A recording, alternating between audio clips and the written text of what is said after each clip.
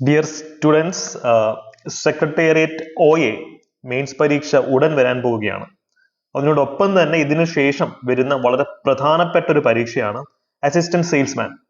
ഈ രണ്ട് പരീക്ഷകളും നിങ്ങൾ ലക്ഷ്യം വെച്ച് മുന്നോട്ട് പോയാൽ 2026 കൂടി ഒരു ജോലി നിങ്ങൾക്ക് ഉറപ്പിക്കാൻ പറ്റും. ഇവിടെ നിങ്ങൾ വലിയൊരു മണ്ടത്തരം കാണിക്കുന്നുണ്ട്. അത് ഒഴിവാക്കിക്കൊണ്ട് കൃത്യമായ ഒരു സ്റ്റഡി പ്ലാനിൽ തന്നെ മുന്നോട്ട് പോകണം. അതിനെ പറ്റിയുള്ള ചർച്ചയാണ് ഇന്ന് ഈ ക്ലാസ്സിലുള്ളത്. അതിനോടൊപ്പം ഞങ്ങളുടെ ബാച്ചിലെ ഡീറ്റെയിൽസും അതല്ല നിങ്ങൾ സെൽഫ് സ്റ്റഡി നടത്തുകയാണെങ്കിൽ എങ്ങനെയാണ് നിങ്ങളുടെ സ്റ്റഡി മുന്നോട്ട് കൊണ്ടുപോകേണ്ടതെന്നുള്ള കൃത്യമായ ഓറിയന്റേഷൻ ഈ വീഡിയോയിലുണ്ട്. സ്കിപ്പ് ചെയ്യാതെ പൂർണ്ണമായും കാണുക കേട്ടോ. എന്തായാലും നിങ്ങൾക്ക് ബെനിഫിഷ്യൽ ആയിരിക്കും, ഞാൻ 100% ഉറപ്പ് തരാം. അപ്പോൾ ടെലിഗ്രാം ചാനലിന്റെ ലിങ്ക് ഞാൻ കമന്റ് സെക്ഷനിൽ പിൻ ചെയ്തിട്ടുണ്ട്. ഡെയിലി അവിടെ തരുന്ന മോക്ക് ടെസ്റ്റും ബാക്കി കാര്യങ്ങളും ഒക്കെ യൂട്ടിലൈസ് ചെയ്യുക. മൈക്രോ ക്ലാസ്സുകൾ കൃത്യമായി കേൾക്കുക, നോട്ട് എഴുതി തന്നെ പഠിക്കുക. നിങ്ങളെ ഒരു ഒന്നോ രണ്ടോ എക്സ്ട്രാ മാർക്ക് നേടിത്തരുന്ന രീതിയിലുള്ള കണ്ടന്റ് ആണ് അതിൽ കൂടുതലും ഉള്ളത്. അപ്പൊ നേരെ നമ്മൾ നമ്മുടെ ടോപ്പിക്കിലേക്ക് പോവുകയാണ്. ഇവിടെ ഒരു പ്രശ്നം എന്താണെന്ന് വെച്ച് കഴിഞ്ഞാൽ, കുട്ടികളെ വിളിച്ചിട്ട് ചോദിക്കുന്നത് അസിസ്റ്റന്റ് സെയിൽസ്മാൻ, ഞങ്ങളുടെ മെന്റേഴ്സ് ആണ് കോഴ്സ് ഹാൻഡിൽ ചെയ്യുക. അപ്പൊ അവിടെ നിന്നാണ് എനിക്ക് പ്രശ്നത്തിന്റെ ഉത്ഭവം മനസ്സിലായത്. കുട്ടികൾ വിളിച്ചിട്ട് ചോദിക്കുന്ന അസിസ്റ്റന്റ് സെയിൽസ്മാന്റെ ബാച്ച് ഉണ്ടോ? ഉണ്ട്. ബാച്ചിന്റെ 1000 രൂപ മാത്രമേ ഉള്ളൂ ഫീസ്. 3000 രൂപയുടെ ബാച്ചിന് 1000 രൂപ മാത്രമേ ഉള്ളൂ ഫീസ് എന്ന് പറയുന്നു. പിന്നെ അവരുടെ അടുത്ത ചോദ്യം, സെക്രട്ടേറിയറ്റ് OA മെയിൻസ് വരാൻ പോകുന്നുള്ളൂ, അതിന്റെ ബാച്ച് ഉണ്ടോ? അതിന്റെ ബാച്ചും ഉണ്ട്. രണ്ടും ഒരു ഒറ്റ സിലബസ് ഉള്ള പരീക്ഷകളാണ്. നിങ്ങൾ എന്തിനാണ് 3-4 ബാച്ച് തേടി പോകുന്നത്? നിങ്ങളിവിടെ മനസ്സിലാക്കുന്ന പ്രധാനപ്പെട്ട ഒരു കാര്യം, ഈ രണ്ട് പരീക്ഷകളുടെയും ഏകദേശ സിലബസ് ആണ് തന്നിട്ടുള്ളത്. നിങ്ങൾ ഏതെങ്കിലും ഒരു പരീക്ഷയ്ക്ക് പഠിച്ചു കഴിഞ്ഞാൽ മറ്റു പരീക്ഷയ്ക്ക് ഓട്ടോമാറ്റിക് ഇതിനാ തയ്യാറായിക്കോളും. ഞങ്ങൾ നിലവിലുള്ള ഒരു ബാച്ചിലെ ഒരു സ്റ്റുഡന്റ് എന്നെ വിളിച്ചപ്പോൾ ചോദിച്ചതാണ്, സാർ നല്ല അടിപൊളി ക്ലാസ് ആണ്, അപ്പൊ എനിക്ക് എന്തായാലും അദ്ദേഹം 10th മെയിൻസ് പരീക്ഷ, ഓഫീസ് അറ്റൻഡർ മെയിൻസ് പരീക്ഷയ്ക്ക് വേണ്ടി തയ്യാറെടുക്കുന്നതാണ്. അപ്പൊ അദ്ദേഹം വിളിച്ചിട്ട് ചോദിച്ചപ്പോൾ എനിക്ക് അസിസ്റ്റന്റ് സെയിൽസ്മാനോട് തയ്യാറെടുത്താൽ കൊള്ളാമെന്നുണ്ട്, അതിന്റെ ബാച്ചും കൂടെ വേണം. ഞങ്ങളുടെ മെന്റേഴ്സ് അദ്ദേഹത്തെ ആക്ച്വലി ഒന്ന് വഴക്ക് പറഞ്ഞു, എന്തിനാണ് നിങ്ങൾ ആ ബാച്ച് എടുക്കുന്നത്? രണ്ട് പരീക്ഷയുടെ സിലബസ് ആണ് ഈ കാണുന്നത്. മറ്റേ ബാച്ച് കൃത്യമായി ഫോളോ ചെയ്ത് കഴിഞ്ഞാൽ നിങ്ങൾക്ക് ഇതിലും എക്സാം എഴുതിക്കൂടെ? എന്തിനാണ് 3-4 ബാച്ചിൽ ഫോളോ ചെയ്ത് ഒരേ ക്ലാസ്സും റിപ്പീറ്റ് ചെയ്ത് ഒരു ക്ലാസ് മര്യാദയ്ക്ക് ഫോളോ ചെയ്താൽ പോരെ? നിങ്ങൾക്ക് അതിന്റെ ഒരു കോമഡി മനസ്സിലാവുന്നുണ്ടെന്ന് വിചാരിക്കുന്നു. അതുകൊണ്ട് തന്നെ നിങ്ങൾക്ക് ഗോൾഡൻ ഓപ്പർച്യൂണിറ്റി ആണ്. ഏതെങ്കിലും ഒരു പരീക്ഷയ്ക്ക് ലക്ഷ്യം വെച്ച് നിങ്ങൾ പഠിക്കുകയാണെങ്കിൽ മറ്റേ പരീക്ഷയും ഇതിന്റെ കൂടെ തന്നെ നിങ്ങൾക്ക് പഠിക്കാൻ സാധിക്കും. ഞങ്ങളുടെ ബാച്ചിലേക്ക് വരികയാണെങ്കിൽ 1-2 ടോപ്പിക്സ് എക്സ്ട്രാ അങ്ങോട്ടും ഇങ്ങോട്ടും ആയാൽ പോലും ഞങ്ങൾ പഠിപ്പിക്കും.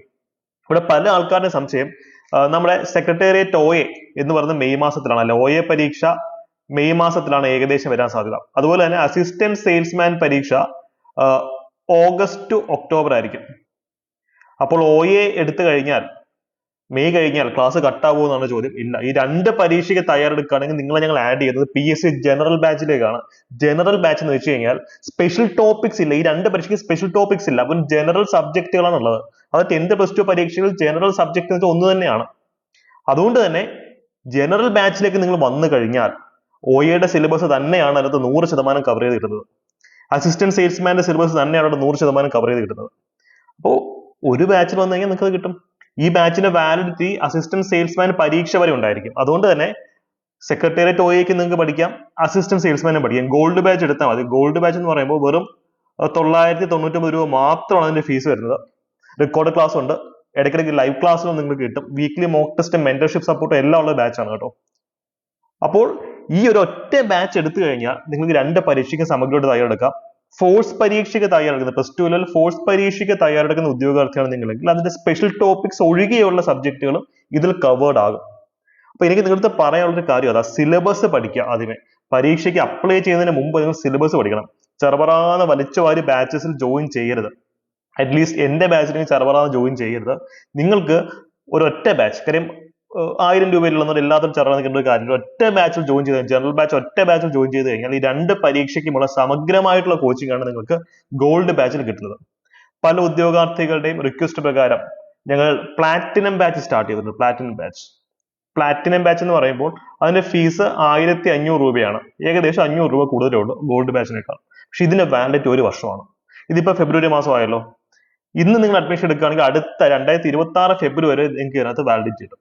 ഇതിന്റെ ഗുണം എന്താണെന്ന് വെച്ച് കഴിഞ്ഞാൽ, എനിക്കൊന്ന് അടുത്ത 10th പ്രിലിംസ് ഡിസംബർ മാസത്തിലാണ് വരാൻ പോകുന്നതെന്ന് തോന്നുന്നു അല്ലെ. നോട്ടിഫിക്കേഷൻ വഴി കാര്യങ്ങളൊക്കെ വന്നിട്ടുണ്ട്, കലണ്ടർ വന്നിട്ടുണ്ട്. 2026 സെയിം സിലബസ് ഉള്ള പരീക്ഷ നടക്കാൻ പോവാ. അതിന് നിങ്ങൾക്ക് ഇത് യൂസ്ഫുൾ ആവും. അപ്പൊ അതുകൊണ്ട് നിങ്ങൾ സ്ട്രാറ്റജിക്കലായി ചിന്തിക്കാം. 1 രൂപ നിങ്ങൾ മുടക്കുന്നെങ്കിൽ പോലും, കാര്യം നിങ്ങളുടെ പല ആൾക്കാരും വീട്ടിൽ നിന്ന് വാങ്ങിച്ചിട്ടായിരിക്കും മുടക്കുന്നത്, അല്ലെങ്കിൽ വലിയ പൈസയുള്ള വീട്ടിലല്ല ഈ PSC പഠിക്കുന്ന ബഹുഭൂരിപക്ഷം ആൾക്കാരും ഇടത്തരക്കാരും അല്ലെങ്കിൽ അതിൽ താഴെയുള്ള ആൾക്കാരാണ്. അനാവശ്യമായി പണം ചെലവാക്കി നിർത്തുക. ഞങ്ങളുടെ ബാച്ചസിലേക്ക് വരുമ്പോൾ ജനറൽ ബാച്ച് മാത്രം എടുത്താൽ മതി. അസിസ്റ്റന്റ് സെയിൽസ്മാന്റെയും സെക്രട്ടേറിയറ്റ് OAM സിലബസ് രണ്ടിന്റെ 100% കവർ ചെയ്ത് നമ്മൾ തരുന്നതാണ്. ചിലപ്പോൾ 1-2 ടോപ്പിക് എക്സ്ട്രാ വന്നാൽ പോലും അത് 2 ബാച്ചിനും കവർ ചെയ്യുന്നതാണ്. അപ്പൊ ഈ രീതിയിൽ സ്ട്രാറ്റജിക്കലായി ചിന്തിക്കാനും പഠിക്കാനും നിങ്ങൾ തയ്യാറാവണം. സിലബസ് ഫസ്റ്റ് നിങ്ങൾ മനസ്സിലാക്കുക. അപ്പൊ ഇനി എങ്ങനെയാണ് പഠിക്കേണ്ടത്? നമ്മുടെ ഇക്വേഷൻ വളരെ സിമ്പിൾ ആണ് അല്ലെ? നമ്മുടെ ഇക്വേഷൻ വളരെ സിമ്പിൾ ആണ്. അപ്പൊ നിങ്ങൾ സെൽഫ് സ്റ്റഡി നടത്തുകയാണെങ്കിലും മറ്റേതെങ്കിലും കമ്മ്യൂണിറ്റിയിൽ പഠിക്കുകയാണെങ്കിൽ പോലും ഈ ഒരു സ്ട്രാറ്റജി നിങ്ങൾ ഫോളോ ചെയ്യണം. ഇപ്പൊ നമ്മുടെ ഇക്വേഷൻ വളരെ സിമ്പിൾ ആണ്. ആഴത്തിൽ പഠിക്കുക, അതിനെ കൂടെ കറക്കി കുത്താനും പഠിക്കുക അല്ലെ? അപ്പൊ നമുക്ക് ഈ 2 കമ്പോണന്റുകൾ നോക്കാം. എല്ലാവർക്കും കറക്കി കുത്താനാണ് താല്പര്യം. കറക്കി കുത്തിക്കൊണ്ട് മാത്രം ഇരുന്ന് കഴിഞ്ഞാൽ 8 നില പൊട്ടും. അതിന്റെ കൂടെ പഠിക്കുകയും വേണം കേട്ടോ. പക്ഷെ നമുക്ക് കറക്കി കുത്തി ഇല്ലാതെ PSC പരീക്ഷ ജയിക്കാമെന്നും ആരും വിചാരിക്കേണ്ട. അതുകൊണ്ട് തന്നെ ആദ്യം എങ്ങനെയാണ് കറക്കി കുത്താൻ പറ്റുന്നത് നോക്കാം. അതിനുശേഷം എങ്ങനെയാണ് ആഴത്തിൽ പഠിക്കേണ്ടതെന്ന് ചർച്ച ചെയ്യാം. അതിനുശേഷം നമ്മുടെ ട്രയാങ്കിൾ അപ്രോച്ചും ഡിസ്കസ് ചെയ്ത് ഇന്നത്തെ ക്ലാസ് നമുക്ക് വൈൻഡ് അപ്പ് ചെയ്യാം. ഈ ചോദ്യം നോക്കിയ കഴിഞ്ഞ അസിസ്റ്റന്റ് സെയിൽസ്മാൻ പരീക്ഷയിലെ ചോദ്യമാണ്. ഉപഭോക്തൃ സംരക്ഷണ നിയമത്തിന്റെ പരിധിയിൽ താഴെ പറയുന്നതിൽ ഉപഭോക്താവായി പരിഗണിക്കപ്പെടുന്നവർ ആരല്ല? കൺസ്യൂമർ, ഉപഭോക്താവായി 4 കാറ്റഗറിയിൽ ആരെയാണ് പരിഗണിക്കപ്പെടുന്നത്? ഒന്നാമത് സ്റ്റേറ്റ്മെന്റ്, തവണ വ്യവസ്ഥയിൽ ഒരു ഉൽപ്പന്നം വാങ്ങുന്ന വ്യക്തി, EMI ഇട്ട് ഉൽപ്പന്നം വാങ്ങിക്കുന്ന വ്യക്തി കൺസ്യൂമർ ആണോ? അതിന് പോട്ടെ, ഉപജീവനത്തിനല്ലാതെ വാണിജ്യ ആവശ്യത്തിന് വേണ്ടി മാത്രം, കൊമേഴ്ഷ്യൽ പർപ്പസ്. ഇപ്പൊ ഞാനൊരു ഹോൾസെയിലിന്റെ ഞാൻ സാധനം വാങ്ങിച്ചു, ഞാൻ റീറ്റെയിലറാണ്, ഞാൻ ആൾക്കാർക്ക് വിൽക്കുകയാണെങ്കിൽ ഞാൻ ഇതിനകത്ത് വരുമോ? അടുത്തത്, ഒരു ഉൽപ്പന്നം വാങ്ങിയ വ്യക്തിയുടെ അനുമതിയോടെ പ്രസ്തുത ഉൽപ്പന്നം ഉപയോഗിക്കുന്നയാൾ സൗജന്യ നിരക്കിൽ സേവനം നൽകി. ഒരു അമ്പലങ്ങളിലും പള്ളികളിലും അന്നദാനം നടത്താറുണ്ട്. ഒരു ദിവസം ചെന്നപ്പോൾ അയാൾക്ക് ഫുഡ് കിട്ടിയില്ല, ഒരാൾക്ക് ഫുഡ് കിട്ടുന്നില്ല. അപ്പൊ അവർക്കെതിരെ കൺസ്യൂമർ പ്രൊട്ടക്ഷൻ ആക്ടിൽ കേസ് എടുക്കാൻ പറ്റുമോ? സൗജന്യമായി കിട്ടുന്ന ഒരു സംഭവമല്ലേ അത്? ഇപ്പൊ നിങ്ങൾ റിയൽ ലൈഫ് എക്സാമ്പിൾസ് എടുത്ത് ആലോചിച്ച് നോക്കിയാൽ അപ്പൊ 4th സ്റ്റേറ്റ്മെന്റ് തെറ്റാണ്. കോമൺ സെൻസ് മാത്രം ഉപയോഗിച്ച് തെറ്റാന്ന് മനസ്സിലാക്കാൻ പറ്റും. അല്ലാതെ ഉപഭോക്തൃ സംരക്ഷണ നിയമം A to Z പഠിച്ചിട്ടല്ല നിങ്ങൾ തെറ്റാന്ന് മനസ്സിലാക്കാൻ പറ്റുക. അപ്പൊ 4th സ്റ്റേറ്റ്മെന്റ് തെറ്റാണെങ്കിൽ A പോയി, B പോയി. അപ്പൊ 3 2 അപ്പൊ 3 ശരിയായേ പറ്റൂ അല്ലെ? 3 ശരിയായേ പറ്റൂ. ഒരു ഉൽപ്പന്നം വാങ്ങിയ വ്യക്തിയുടെ അനുമതിയോടെ പ്രസ്തുത ഉൽപ്പന്നം ഉപയോഗിക്കുന്ന മറ്റൊരാൾ. അപ്പൊ ഞാൻ ഒരു ഉൽപ്പന്നം, ഞാൻ മൊബൈൽ ഫോൺ വാങ്ങിച്ചിട്ട് എന്റെ ബ്രദറിന് കൊടുക്കുന്നു, അല്ലെങ്കിൽ സിസ്റ്ററിന് കൊടുക്കുന്നു, അല്ലെങ്കിൽ എന്റെ ഒരു ഫ്രണ്ടിന് കൊടുക്കുന്നു. അപ്പം അവർക്കും ഉപഭോക്തൃ സംരക്ഷണ നിയമത്തിൽ പരിരക്ഷ കിട്ടുന്നുണ്ട് അല്ലെ? അപ്പോൾ ഇതാണ് 3ാമത്തെ സ്റ്റേറ്റ്മെന്റ്, ശരിയാണ്. ഇനി അടുത്ത ചോദ്യം 1 ആണോ 2 ആണോ ശരി എന്നുള്ളതാണ്. 1ാമത്തെ കാര്യം പറഞ്ഞ തവണ വ്യവസ്ഥയിൽ ഉൽപ്പന്നം വാങ്ങിക്കുന്ന വ്യക്തി, അയാൾക്കാണോ ഇതിന്റെ പരിരക്ഷ കിട്ടുക, അതോ ഉപജീവനത്തിനല്ലാതെ വാണിജ്യ ആവശ്യത്തിന് വേണ്ടി മാത്രം ഉൽപ്പന്നം വാങ്ങുന്ന വ്യക്തിയാണോ പരിരക്ഷ എന്ന് ചോദിക്കുന്നത്? നിങ്ങൾ EMI ഇട്ട് ഒരു മൊബൈൽ ഫോൺ ഫ്ലിപ്കാർട്ടിൽ നിന്ന് എടുത്തു എന്ന് സങ്കല്പിക്കുക. അപ്പൊ നിങ്ങൾക്ക് ഉപഭോക്തൃ സംരക്ഷണ നിയമത്തിന്റെ അണ്ടറിൽ പരിരക്ഷ കിട്ടത്തില്ലേ? കിട്ടും. കിട്ടാതെ ഇവിടെ പോകുമ്പോൾ ഫസ്റ്റ് സ്റ്റേറ്റ്മെന്റ് ശരിയാണ്. അപ്പൊ അതിന്റെ ഉത്തരം D ആണ്. അപ്പൊ കോമൺ സെൻസ് വിട്ട് കളയരുത്. പലപ്പോഴും നമുക്ക് എക്സ്ട്രാ മാർക്ക് നേടിത്തരുന്നത് കോമൺ സെൻസ് ആണ്. ഇത് മാത്രം കൊണ്ട് കാര്യമില്ല, നിങ്ങൾ കുറച്ച് ആഴത്തിലുള്ള പഠനവും വേണം. ചില ചോദ്യങ്ങളിനകത്ത് കറക്കി കുത്തിയാൽ പകുതി ഉത്തരത്തിലേക്ക് എത്താൻ പറ്റും. എന്നാലും അറിവുണ്ടെങ്കിൽ മാത്രമേ കംപ്ലീറ്റ് ആയിട്ടുള്ള ആൻസറിലേക്ക് എത്താൻ പറ്റുള്ളൂ. ഈ ചോദ്യം നോക്കിയേ, വിവരാവകാശ നിയമം. ഇത് കഴിഞ്ഞ അസിസ്റ്റന്റ് സെയിൽസ്മാൻ പരീക്ഷയിലെ ചോദ്യമാണ്. വിവരാവകാശ നിയമം 2025 പ്രകാരം വെളിപ്പെടുത്തുവാൻ കഴിയുന്ന പൊതുവിവരത്തിൽ പെടുന്ന കാര്യങ്ങൾ ഏവയെന്ന് കണ്ടെത്തുക. രാജ്യസുരക്ഷയും അഖണ്ഡതയും സംബന്ധിക്കുന്ന കാര്യങ്ങൾ. ഇപ്പൊ ഇന്ത്യ പാകിസ്ഥാനിൽ എത്ര ചാരന്മാരെ അയച്ചിട്ടുണ്ട് എന്ന് നമ്മൾ വിവരാവകാശ നിയമം വെച്ച് ചോദിച്ചു കഴിഞ്ഞാൽ ഉത്തരം തരും, ഒരിക്കലും ഇല്ല. രാജ്യസുരക്ഷയെ ബാധിക്കുന്ന കാര്യമാണ്. അപ്പൊ 3rd സ്റ്റേറ്റ്മെന്റ് എന്തായാലും തെറ്റാ. 3rd സ്റ്റേറ്റ്മെന്റ് തെറ്റാന്ന് മനസ്സിലായപ്പോൾ A പോയി, D പോയി. 2ലും 4 ഉണ്ട്. അപ്പൊ 4 എന്തായാലും ശരിയായില്ലേ പറ്റുള്ളൂ.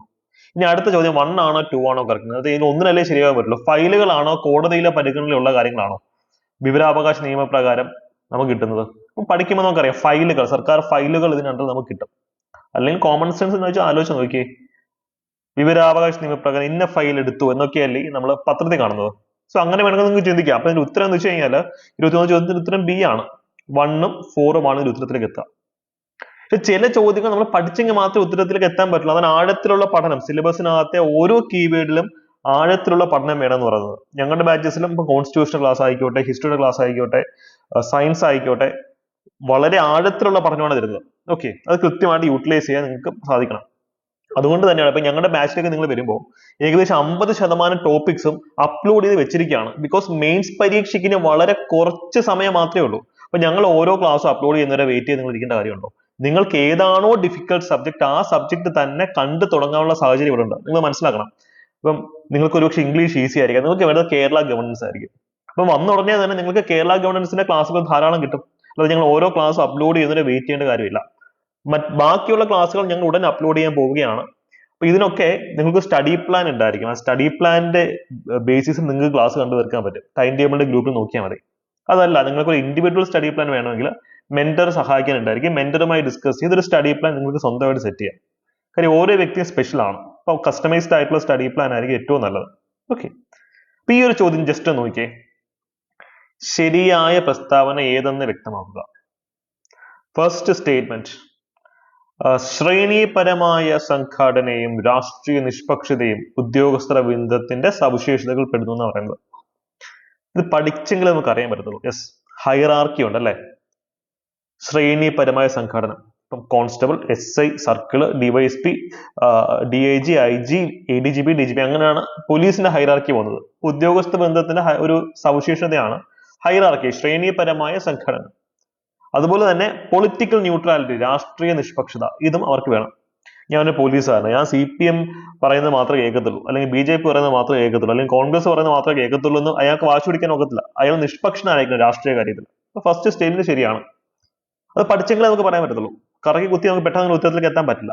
സെക്കൻഡ് സ്റ്റേറ്റ്മെന്റോ, കൂട്ടുത്തരവാദിത്വവും വൈദഗ്ധ്യവും ഉദ്യോഗസ്ഥ ബന്ധത്തെ കാര്യക്ഷമമാക്കുന്നു അല്ലെ. ഈ കൂട്ടുത്തരവാദിത്വം എന്ന് പറയുന്നത് പഠിച്ചെങ്കിൽ നിങ്ങൾക്ക് അത് അറിയാൻ പറ്റുള്ളൂ. കൂട്ടുത്തരവാദിത്വം, കളക്റ്റീവ് റെസ്പോൺസിബിലിറ്റി എന്ന് പറയും. അത് പാർലമെന്ററി ഫോം ഓഫ് ഗവൺമെന്റിൽ, പാർലമെന്ററി സമ്പ്രദായത്തിലുള്ള ഗവൺമെന്റിലെ അവസ്ഥയാണ്. നമ്മൾ ആർട്ടിക്കിൾ 75 പറയുന്നത് എന്താ? കൗൺസിൽ ഓഫ് മിനിസ്റ്റേഴ്സ്, മന്ത്രിമാര് കളക്റ്റീവ് റെസ്പോൺസിബിലിറ്റി ലോക്സഭ അല്ലെ. കാര്യം കൂട്ടുത്തരവാദിത്വം കളക്റ്റീവ് റെസ്പോൺസിബിലിറ്റി ആണ്. അതുകൊണ്ടാണ് ലോക്സഭയ്ക്ക് ഒരു മന്ത്രിയിലുള്ള വിശ്വാസം നഷ്ടപ്പെട്ട അയാളെ ചവിട്ടി പുറത്താക്കാൻ പറ്റും. കേരളത്തിലാണ് നിയമസഭയ്ക്ക് ഒരു മന്ത്രി ഇഷ്ടമല്ല, മന്ത്രിയെ ചവിട്ടി പുറത്താക്കാൻ പറ്റും. അതാണ് കൂട്ടുത്തരവാദിത്വം. ബ്യൂറോക്രസിയുമായി ബന്ധപ്പെട്ടിട്ടുള്ളതല്ല, അത് പൊളിറ്റിക്കൽ എക്സിക്യൂട്ടീവ് അല്ലെങ്കിൽ നമ്മുടെ മന്ത്രിമാരുമായി ബന്ധപ്പെട്ടിട്ടുള്ളതാണ്, പാർലമെന്ററി പൊളിറ്റിക്സുമായി ബന്ധപ്പെട്ടിട്ടുള്ളതാണ്. അപ്പൊ സെക്കൻഡ് സ്റ്റേറ്റ്മെന്റ് തെറ്റാണ്, കൂട്ടുത്തരവാദിത്വം ഇതിന്റെ ഭാഗമല്ല. അപ്പൊ ഇതിന്റെ ഉത്തരം എന്ത് വരും? A ആണ് ഈ ചോദ്യത്തിന്റെ ഉത്തരം. ഈ ചോദ്യത്തിന്റെ ഉത്തരം A ആണ്. അപ്പോ നമുക്ക് ആഴത്തിൽ പഠിക്കണം, കോമൺ സെൻസ് വേണം, കറക്കി കുത്താനും പഠിക്കണം. ഇതിനെല്ലാം നിങ്ങളെ സഹായിക്കുന്ന ഒരു മെത്തഡോളജിയാണ് ട്രയാങ്കിൾ അപ്രോച്ച്. കഴിഞ്ഞ വീഡിയോയിൽ ഞാൻ പറഞ്ഞതാണല്ലേ. പഠിക്കുക, റിവിഷൻ നടത്തുക, പ്രാക്ടീസ് ചെയ്യുക. ട്രയാങ്കിളിന്റെ ഉള്ളിൽ വരാനാണ് നിങ്ങൾ ശ്രമിക്കേണ്ടത്. ഇപ്പൊ എത്ര ഒരു 10 കോടി ആൾക്കാർ പരീക്ഷയ്ക്ക് അപ്ലൈ ചെയ്തിട്ടുണ്ടെന്ന് പറഞ്ഞാലും ഈ ട്രയാങ്കിളിന്റെ ഉള്ളിൽ ഒരു 10,000-20,000 ആൾക്കാർ മാത്രമേ ഉണ്ടായിരിക്കുള്ളൂ. അവർക്കിടയിൽ മാത്രമാണ് റിയൽ കോമ്പറ്റീഷൻ ഉള്ളത്. നിങ്ങളുടെ ലക്ഷ്യം ഈ ട്രയാങ്കിളിന്റെ ഉള്ളിൽ വരാനായിരിക്കണം. റിയൽ കോമ്പറ്റീഷനെ ബീറ്റ് ചെയ്യാൻ നിങ്ങൾക്ക് സാധിക്കണം. അത് ഇത്തരത്തിലുള്ള ഫ്രീ ക്ലാസ്സസ് ഇനിയും നിങ്ങൾക്ക് കിട്ടുന്നതായിരിക്കും. അതല്ല, ഞങ്ങളുടെ ജനറൽ ബാച്ചിലേക്ക് വരികയാണെങ്കിൽ അസിസ്റ്റന്റ് സ്റ്റേറ്റ്സ്മാന് 100% സിലബസും ഈ പറഞ്ഞ സെക്രട്ടേറിയറ്റിൽ സിമിലർ സിലബസും എല്ലാ പരീക്ഷകൾക്കും നിങ്ങൾക്ക് യൂസ്ഫുൾ ആയിരിക്കും. വളരെ അഫോർഡബിൾ ആയിട്ടുള്ള ഫീസ് ആണുള്ളത്. കാരണം ഞങ്ങൾക്ക് പരസ്യമില്ല, അതുകൊണ്ട് തന്നെയാണ് വളരെ മിനിമം പരസ്യം നൽകുന്നതുകൊണ്ട് തന്നെയാണ് നമുക്ക് എന്താ പറയാ ഇത്ര അഫോർഡബിൾ ഫീസ് സ്ട്രക്ചറിൽ ക്ലാസ്സുകൾ തരാൻ സാധിക്കുന്നത്. ക്ലാസ്സുകളെല്ലാം തന്നെ കേരളത്തിലെ ഏറ്റവും മികച്ച അധ്യാപകരാണ് നയിക്കുന്നത്. ഓക്കെ, അപ്പം ഡെമോ ക്ലാസ്സുകൾ നേരിട്ട് കണ്ട് ഞങ്ങളുടെ ക്വാളിറ്റി ബോധ്യപ്പെടാനുള്ള അവസരം ഇവിടെ ഉണ്ട്. സോ അടിപൊളിയായിട്ട് തന്നെ പഠിക്കാം, ഉഴപ്പരുത്. മെയിൻസ് പരീക്ഷ എത്താറായി. സോ അടിപൊളിയായിട്ട് തന്നെ പഠിച്ച് മുന്നിലേക്ക് പോവുക. മെയിൻസ് പരീക്ഷ നല്ല വെടിപ്പായിട്ട് പഠിച്ചു കഴിഞ്ഞാൽ ഇനി വരാൻ പോകുന്ന അസിസ്റ്റന്റ് സെയിൽസ്മാൻ പരീക്ഷ വളരെ ഈസി ആയിട്ട് ക്രാക്ക് ചെയ്യാൻ പറ്റും. സോ കമന്റ് സെക്ഷനിൽ കമന്റ് ചെയ്യാം. പഠിച്ചു തുടങ്ങുകയാണ് അല്ലെങ്കിൽ പഠിച്ചുകൊണ്ടിരിക്കുകയാണെന്ന് കമന്റ് സെക്ഷനിൽ നിങ്ങൾ അഫേം ചെയ്യാം. All the best.